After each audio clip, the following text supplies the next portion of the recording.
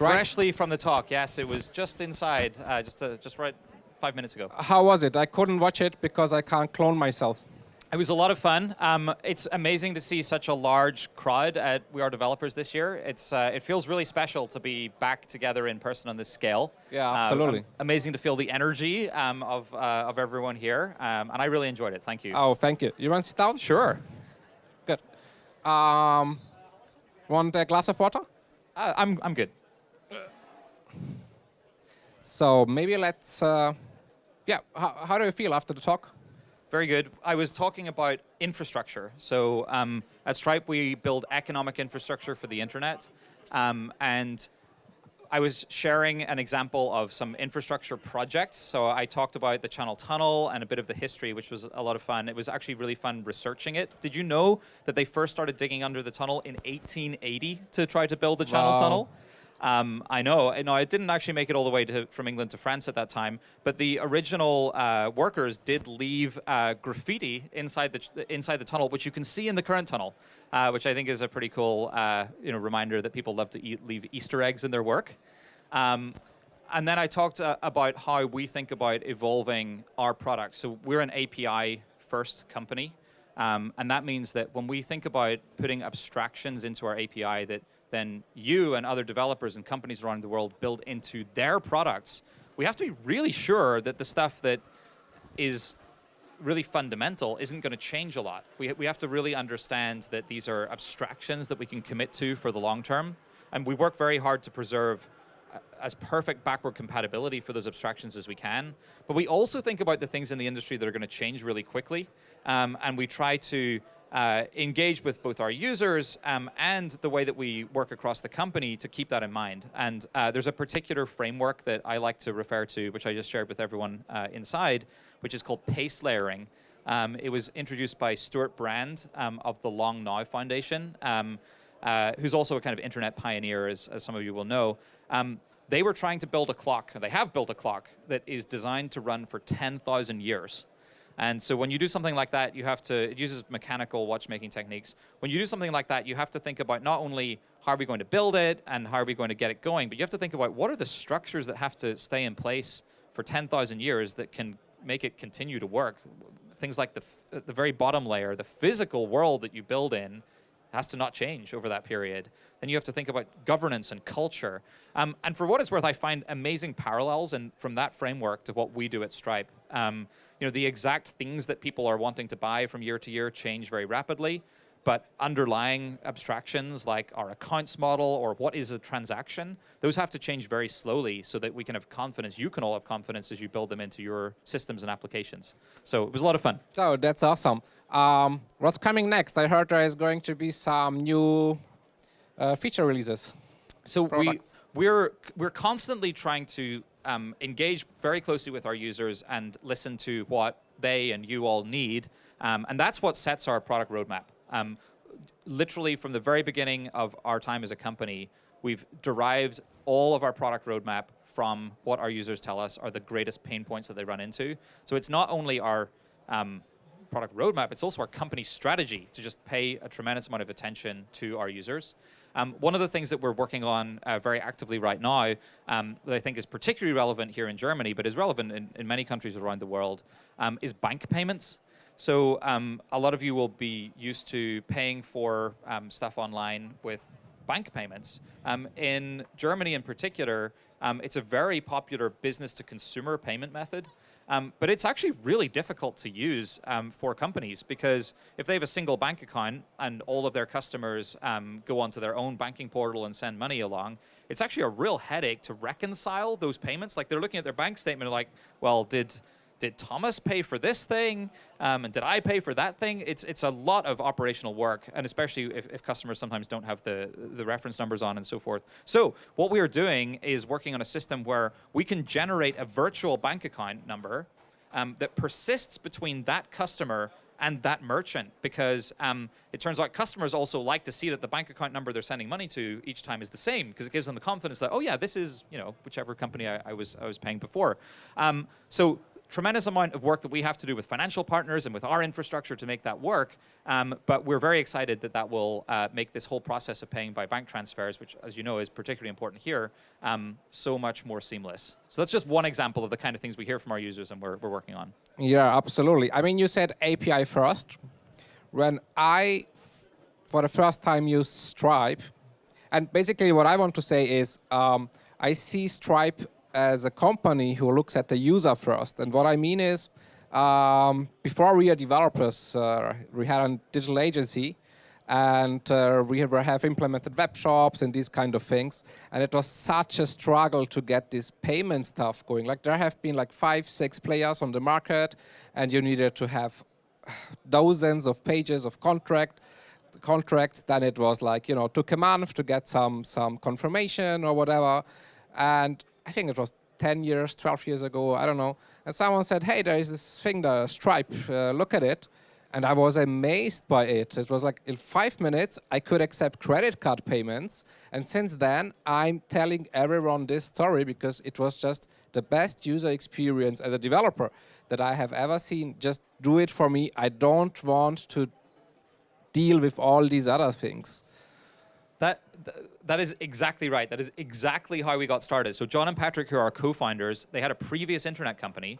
And when they were setting up that company, they expected the hardest problems that they would have to solve to be things like building hardware and deploying it in data centers. And as it turned out, that was not that much of a challenge because a system like AWS existed and they were able to use that. But when they were getting that company going, they ran into exactly the same problem that you describe. It was really, really hard to accept payments online, especially as a startup. And startups today still face this if they don't use Stripe. There's a tremendous amount of heavy lifting that you have to do in order to be able to start working in the world's financial system. So tons of paperwork, we would do it for them. But it's not just the paperwork, right? It's also like with the other providers, it was like, hey, you have here some code snippets and whatever, and you need to do this request and that certificate. I don't want to deal with that. I just want to, that it works. I want to work on the product and not on that one. Totally. But, interestingly, I think that, so I mentioned we're an API first company. We are. Everything that you can do on Stripe is possible to do through the API.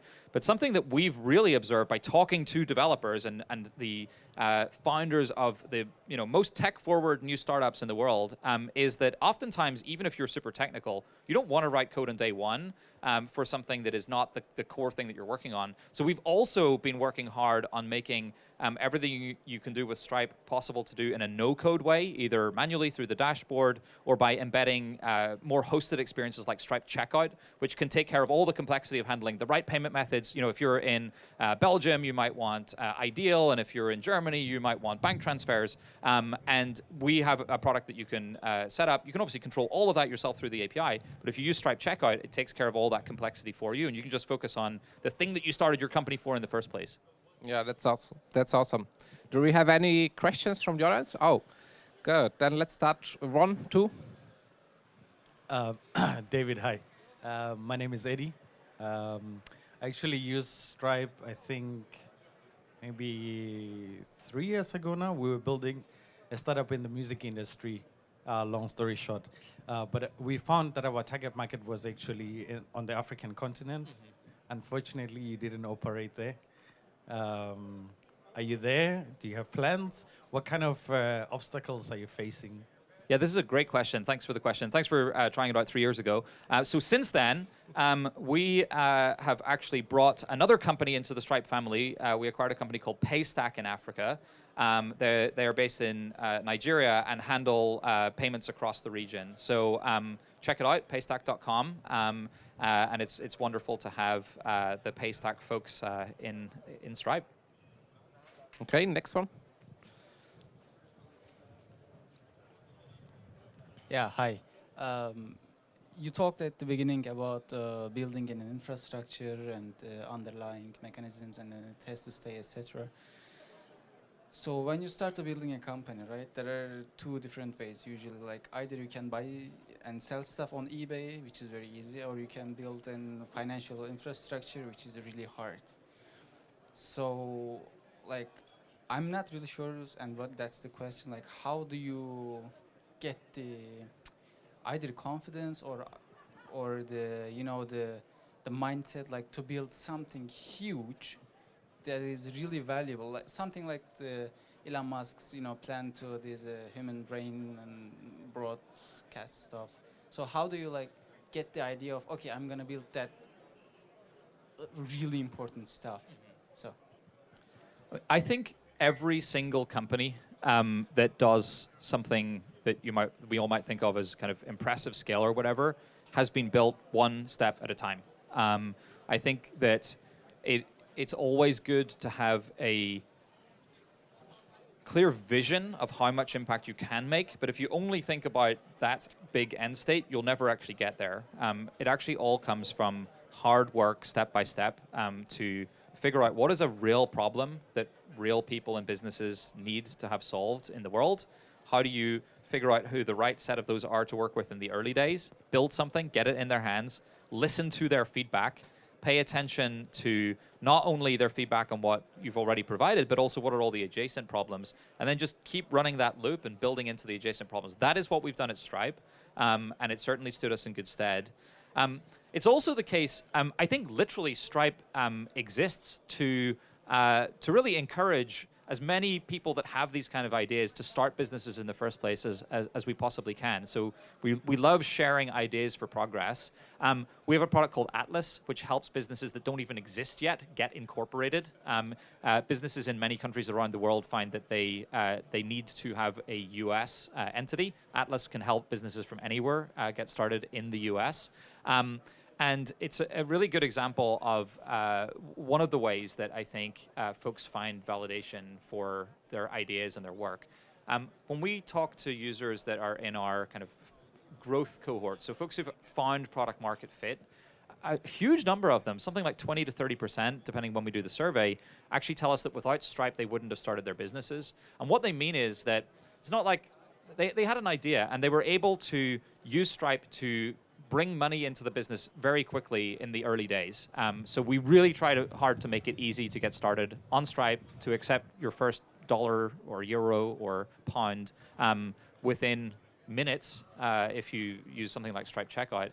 And it's the ability to put something out into the world and see that actual human beings are willing to pay for it, that in many cases has turned these early Stripe users who just had ideas into real companies. And in fact, some of the biggest and most exciting and enduring companies of our time started that way in Stripe. So for instance, Instacart, which obviously has been extremely important in the US during the pandemic as folks needed to have more groceries delivered to home, started when their founder put his personal Gmail address into Stripe to create an account because they were just trying to validate that the idea was something that people wanted. And so we are really focused on ensuring that as we grow, we still serve companies that are at that stage in their life, because we believe that those are the future huge enterprises. That's awesome. It's also a strategy to kind of, help the small companies become big, and then you have big customers, right? Absolutely. It's not the easy path. So many companies will start serving small businesses, and then as those businesses grow, they develop more and more capabilities, and then they will focus on the enterprise. And we've done that. And we really, really care about serving huge multinational companies very well, and we are very fortunate to count many of them as our users. But the harder path is to do that and focus on small companies as well. And we are taking that path. We really care about enabling the future upstarts to get started. And some of our products actually really help bridge the gap. So for instance, Stripe Connect is our product for platforms and marketplaces. It enables companies like Shopify, for instance, to go out and build an amazing product for e-commerce online. And then for smaller businesses to come along and make use of that. And those companies, if they use the Connect product, are getting Stripe accounts behind the scenes, which means that we can enable the small companies to do stuff as well. So we're taking this path of focusing on serving enterprises and multinationals really well, and never losing sight of what the next brand new company needs on day one. And it is the harder path. It takes a lot of energy, internally to make sure that we keep thinking about and talking to every one of those businesses. And we do. our operating principles that I was just talking about in the talk are a very key part of how we preserve that culture inside of the organization. And I think you have to work actively at that as you grow. Yeah, but that's awesome. What role does AI play for Stripe? I think AI is a really exciting set of technologies for the future. Machine learning and AI techniques more broadly are super important at Stripe. So our very first machine learning driven product was Stripe Radar, which is our system for detecting and combating payments fraud. So we can use data across the Stripe network to identify that a charge is potentially fraudulent and then help our users take the right action. You can probably imagine how that's a problem that scales so well with more data. So that's been very important to us. It's also the case that we now use AI and machine learning techniques really across the whole company.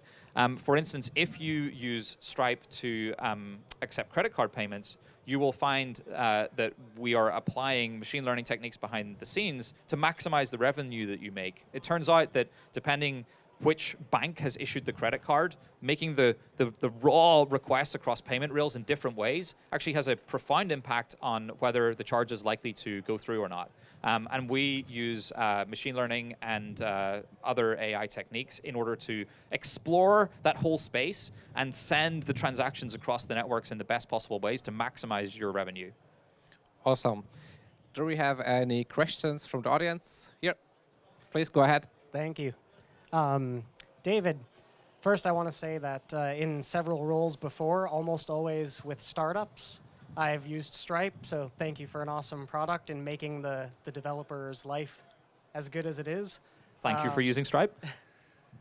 Now, as a budding CTO in a brand new startup, I wanted to ask you, what is a mistake that you haven't really shared so much, especially from the earlier part of the scaling journey, that you can share with somebody like me or people like us? Great question. I think everyone could hear it, so I won't repeat it. I mean, look, the truth is we make mistakes every day of the week. And I think the really important thing is to set up both yourself and your organization to learn from those. So, I mean, for instance, at Stripe, we focus a tremendous amount on reliability. You can imagine what we do for the businesses built on Stripe is absolutely business critical for them. It's moving money into the business or helping them move money around the business in ways that they need. So we just have to be rock solid and reliable. But we also move fast. We want to evolve our infrastructure so that as regulations around the world change and consumer needs, things like the pandemic completely changed consumer needs, we need to be able to evolve our systems quickly. And so it's very important to me that we have a culture and a system internally where if something goes wrong, which it will, because you cannot run a perfect system if you want to change it. So when something goes wrong, we need to be able to respond quickly. We need to have the right systems in place that it keeps the impact relatively limited, but then we respond quickly, and then we need to be able to learn from it. And so, I mean, there are literally thousands of examples of that kind of failure, but the really important thing is to preserve a culture where every individual in the company feels like they can share honestly exactly what happened. Even if they feel like, oh, maybe I could have done something different here, that's okay. It's important to be able to be transparent and honest about it, to run a system where you identify the things that you can change to make sure that that particular thing won't happen again in future, and then to act on each of those.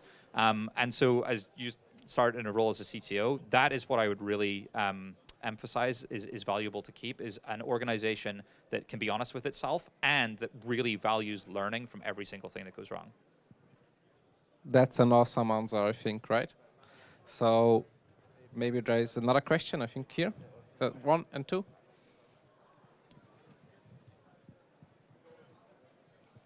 Good morning. I have a really technical, not kindly technical question. I want to know, how do you scale a business critical app like Stripe, technically speaking? So how do you scale a business critical app like Stripe, technically speaking? It really matters, okay? So if you have, hopefully everyone will go out and build stuff and find that there's a lot of users who need it, in which case you're going to have to scale the product, scale the infrastructure. again, I'm going to come back to that answer I gave earlier, which is one step at a time. So we think very hard about what do we need to do in terms of serving our users this year and next year, and we tend to think about 3 years out, and we identify a roadmap of what we need to change. It has definitely been the case that the right infrastructure for a company like Stripe has been different at different times in our evolution.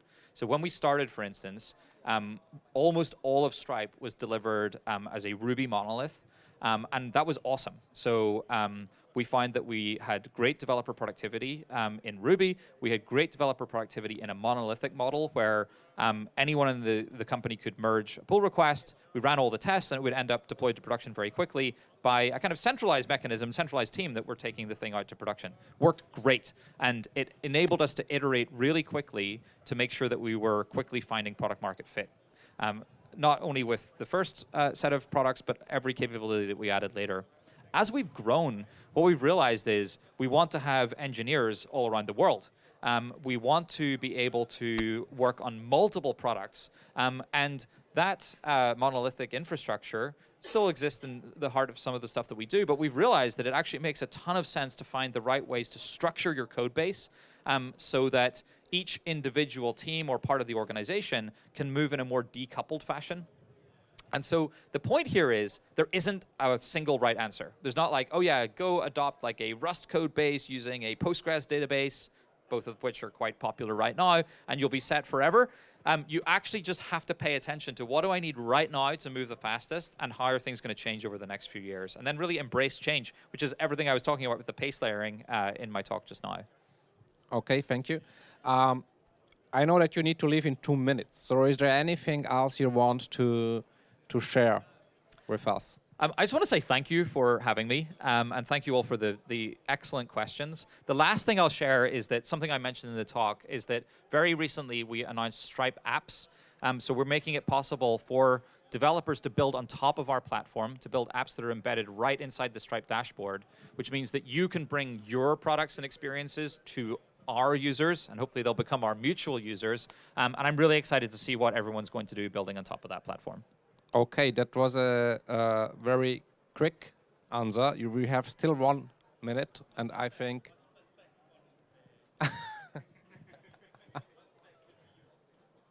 What's Stack? Oh, for Stripe apps? Okay, so they run like hosted on Stripe.